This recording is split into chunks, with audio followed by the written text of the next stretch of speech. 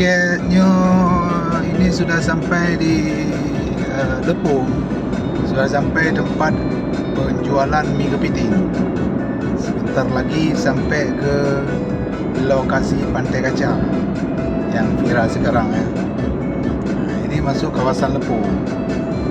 Ini termasuk kawasan Lepung Longa.